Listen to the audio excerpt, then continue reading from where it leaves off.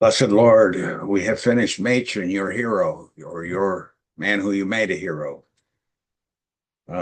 Jesus, he stood up for you when they were dropping the ball at Princeton. We finished him. Now we turn to Dr. Carson on the introduction to the New Testament. Help us, we beseech thee, in our meditations. May they be acceptable in thy sight, O Lord, my strength and my Redeemer. Amen.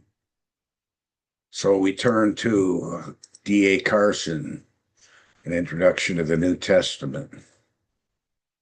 And also Douglas Moo, I think. Second edition, yet Douglas Moo.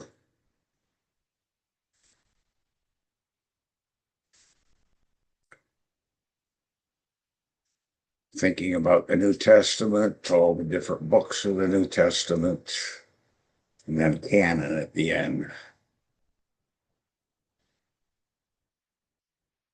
The primary focus of this book is special introduction. That is, it treats historical questions dealing with authorship, dates, sources, purpose, destination, and the like. Many recent books devote more space than we do to literary form, rhetorical criticism, and historical parallels.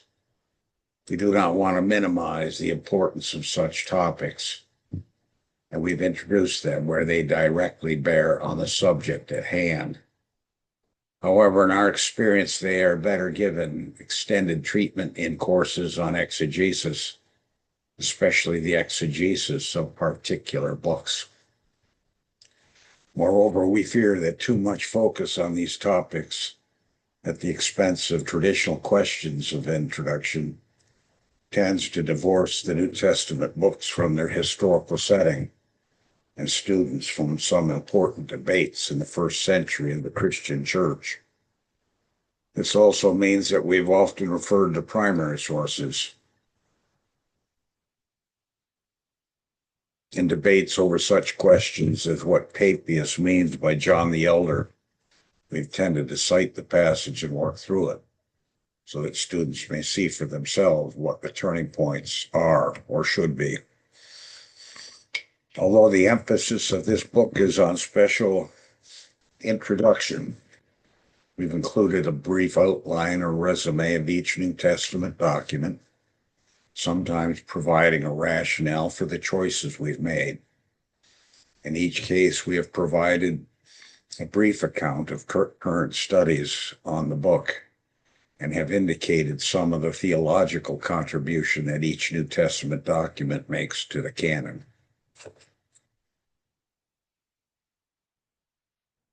We've tried to write with the first and second year students of seminary and theological colleges in mind.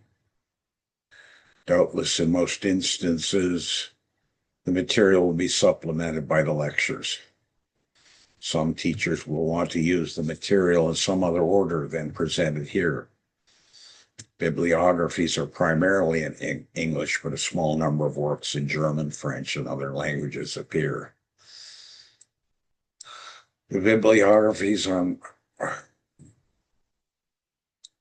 brief enough not to be daunting and comprehensive enough not to be reductionistic. Lecturers may provide guidance as to what in these lists is of particular importance in particular contexts.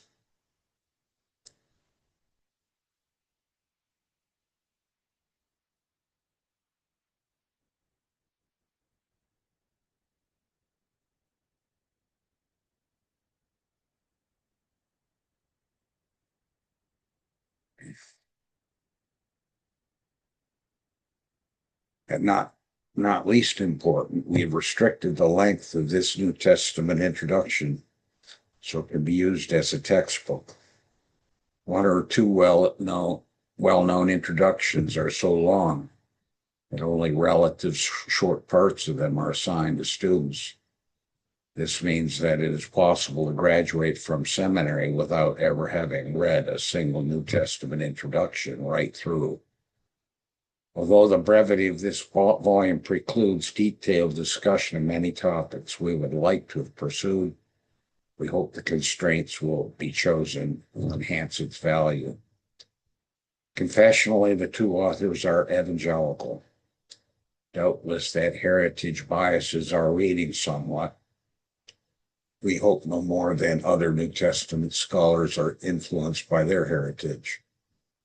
If we have tried to obscure obscurantism, we have nevertheless sometimes raised possibilities and questions that are too quickly turned aside. We've tried to engage a representative sampling of the vast amount of current literature, sometimes following traditional paths and at other times suggesting a fresh way of looking at an issue. Where the evidence seems entirely inconclusive to us, we have left questions open. Some readers will want to know how this book relates to the earlier one, 1992, with the same title, but written by three of us, Carson, Moo, and Leon Morris. In many ways, this is an update of that volume. Nevertheless, several important changes have been introduced. Because advancing years have meant that Leon Morris was unable to contribute to this volume, we decided with his concurrence that it would be simpler if the two of us divided his chapters between us. As a result, each of us has written about half of this volume. We've updated and revised our own work and have largely revised or rewritten the chapters inherited from Leon Morris. The chapter on Paul has been expanded to include a brief analysis of the current debates on the new perspective. A preliminary chapter has been added to provide a brief history.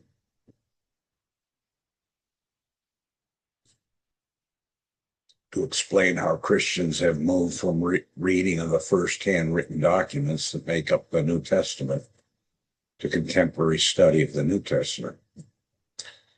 That kind of survey is rather daunting, but our aim has been to help the student locate current trends and historical discussion and debate.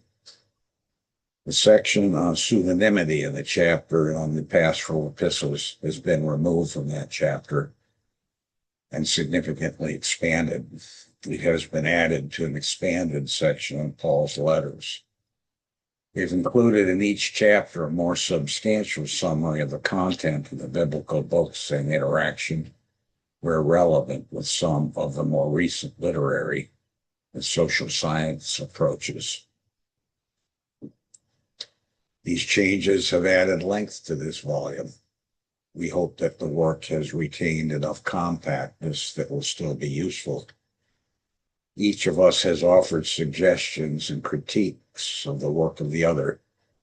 We have also tried to reduce stylistic and other differences to a minimum, though in a few instances reference in the text betray the identity of the author.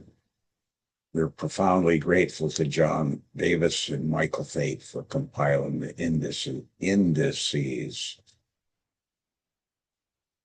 and it's repopulating a constant problem issue in Word document converted from PDF. So be it. This is replacing our completed work, the work we completed on Machen's Introduction to the Old and New Testament. We believe it's important to keep these currents anew and afresh before our eyes.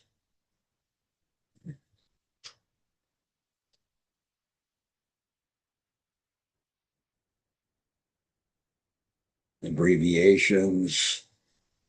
This is usually quite frequent in books.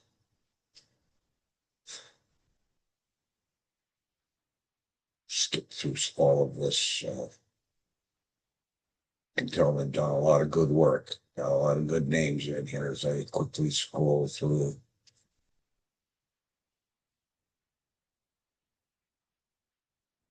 D.F. Westcott, for example, abbreviations.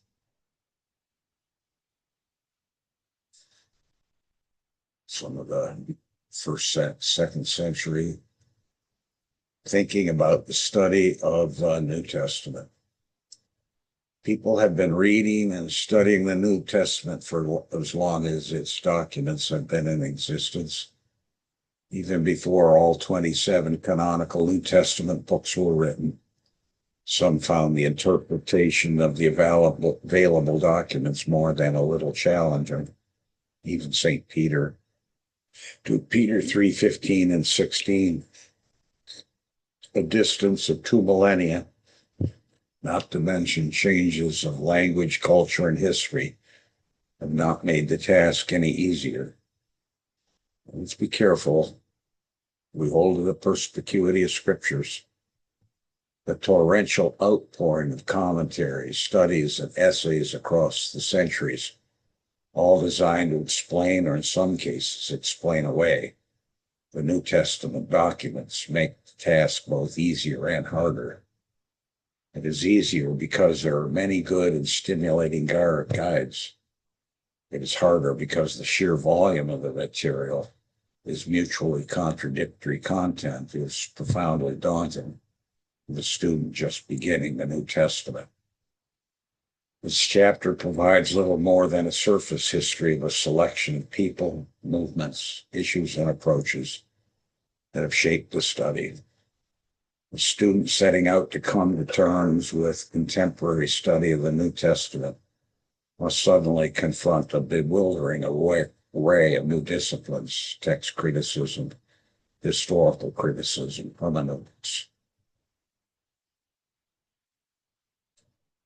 The terminology of new tools: form criticism, redaction criticism, discourse analysis, postmodern readings, and key figures: Bauer, Lightfoot, and Sanders. Students with imagination will instantly grasp that they do not pick up New Testament scrolls as they were dropped from an apostolic hand. They pick up a bound sheaf of documents printed probably in translation. Moreover, the text itself is something that believers and unbelievers alike have been studying and explaining for 2 millennia.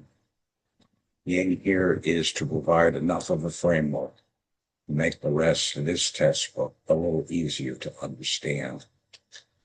Passing on the text.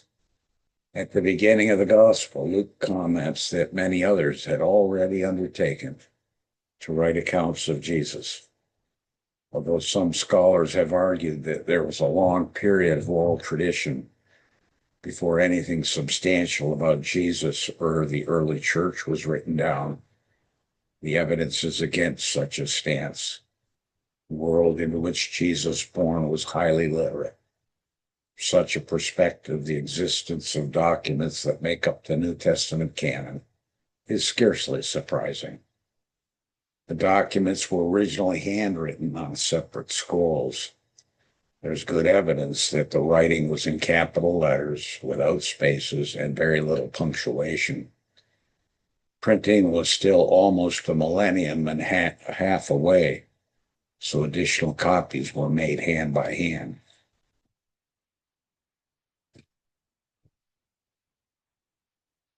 In theory, this could be done by professional copiers. In a scriptorium, one man would read at dictation speed, several scribes would take down his dictation, and another would check each copy against the original, often using ink of a different color to make the corrections. This kind of professional multiplying of copies was labor-intensive and therefore expensive. Most of the early Christian copies of the New Testament were doubtless done by lay people eager to obtain another letter by Paul or a written account of the life, ministry, and death of Jesus. That brought the price down. Christians were investing their own time to make their own copies. They were not having to pay large sums to professional scribes.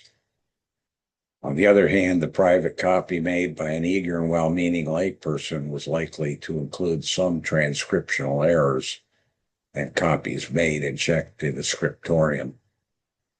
How the New Testament came together is briefly discussed in the final chapter of this book.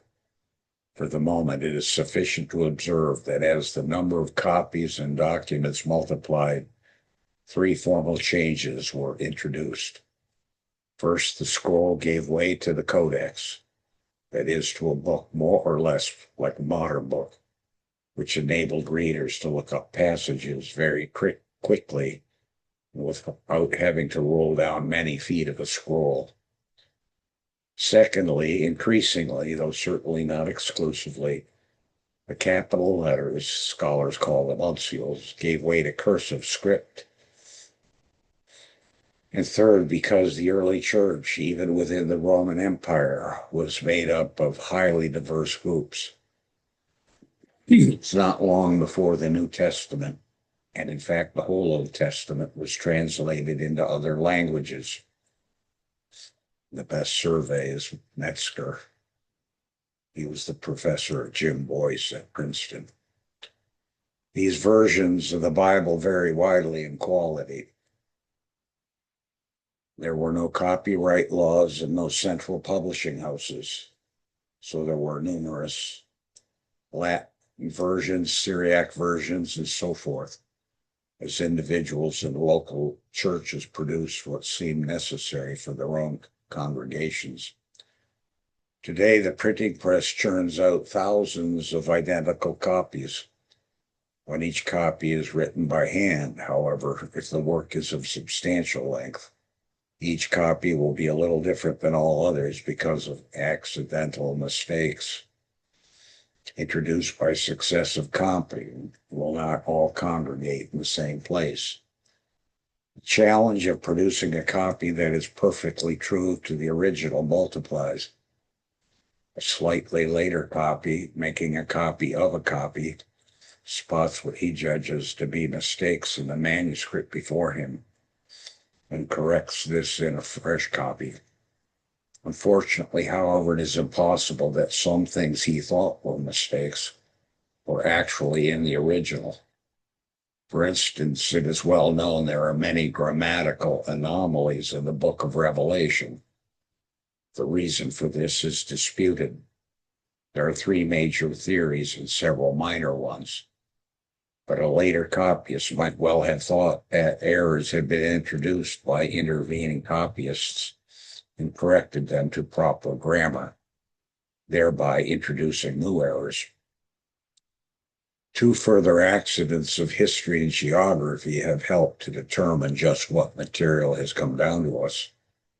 First, as the Roman Empire divided between the East and West, stemming from the decision of Emperor Constantine to establish an Eastern capital in what came to be Constantinople.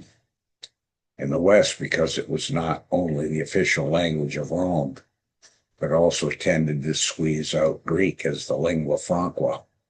Latin soon predominated in the church.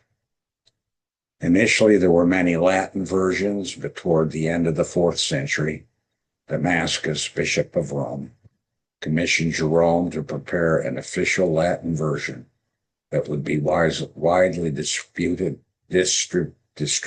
and sometimes imposed throughout the churches of the West.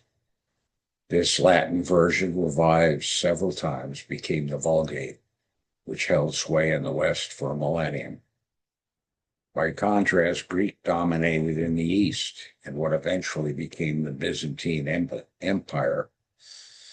Inevitably, Greek manuscripts were used and copied much more often under this linguistic heritage than in the West, until Constantinople fell to Muslim Turks in 1453. Many Eastern scholars then fled west, bringing their Greek manuscripts with them, a development that helped to fuel both the Reformation and Renaissance. Second, the material on which ancient books were written, their equivalent of paper, decomposed more readily in some climates than in others. The more expensive books were made of parchment, treated animal skin. Higher quality parchment was called vellum. More commonly, books were made of papyrus, a plant that grew plentifully in the Nile Delta. Papyrus has the constituency of celery and rhubarb, Long strips could be peeled off, pounded, and glued together to make sheets. Although parchment is tougher than papyrus, both materials are organic and thus readily decompose, especially where there is moisture in the air. So it is not surprising that the best caches of really ancient manuscripts come out of the hot, dry sands of Egypt. So just what textual evidence has come down to us? There are 5,000 manuscripts or parts of manuscripts of all or part of the Greek New Testament, and about 8,000 manuscripts or parts of manuscripts and versions. All of this evidence can be classified in various ways. One can break it down according to writing materials, parchment or papyrus. More importantly, unsealed manuscripts of the Greek New Testament, those written in capital letters, number under 300, whereas almost 3,000 minuscules, manuscripts not written in capitals. In addition, there are over 2,000 lectionaries, church reading books that contain selections of the biblical text to be read on many days of the ecclesiastical years. Other sources include quotations of the Bible found in early church fathers, short portions of the New Testament, writings on ostraca, pieces of pottery often used by poor people as writing material, and amulets ranging from the 4th to the 13th century. Similar breakdowns can be put forward for all the versional evidence, although most of this material springs from the 1,000-year period between 500 and 1500. The earliest fragments come from the first half of the 2nd century. It is useful to observe that of all the works that have come down to us from the ancient world, the New Testament is the most amply attested in textual evidence. For example, the first 6 books of the Annals, written by the famous Roman historian Tacitus, there is but a single manuscript dating from the 9th century. The extant works of Euripides, the best attested of the Greek tragedians, are preserved in 54 papyri and 276 manuscripts, almost all later derived from the Byzantine period. The history of Rome by Velleius Paterculus come down to us in one incomplete manuscript, which was lost in the 17th century after a copy had been made. By comparison, the wealth and range of material supporting the New Testament is staggering. The printing press made the hand copying of manuscripts forever obsolete. The first printed edition of the Greek New Testament appeared on January 10, 1514.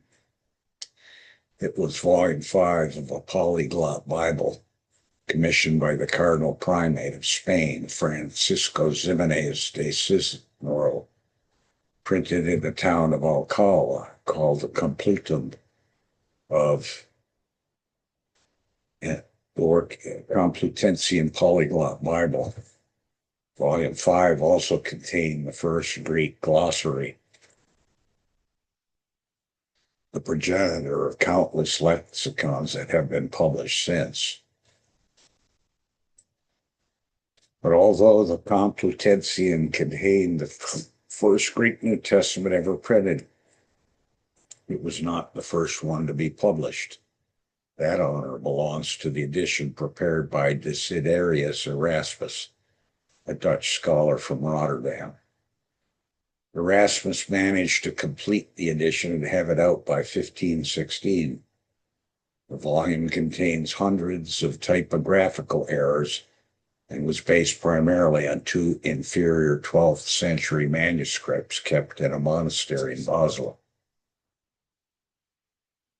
Erasmus continued to prepare fresh editions that corrected many earlier typos, editions that were based on a few more Greek manuscripts. The best of these was a 10th century minuscule. It was better than his other manuscripts, being a copy of the early uncial, but because it was different from the other manuscripts he had at hand, Erasmus did not rely on it much. His definitive fourth edition, 1527, was prepared after Erasmus had consulted the Complutensian. It boasts 3 columns, the Greek, the Vulgate, and Erasmus's own Latin translation. His fifth edition, 1535, abandoned the Vulgate. And so far as the Greek is concerned, it was largely indistinguishable from his fourth volume. All the early editions of the Greek New Testament were copies or adaptations of the work of Erasmus.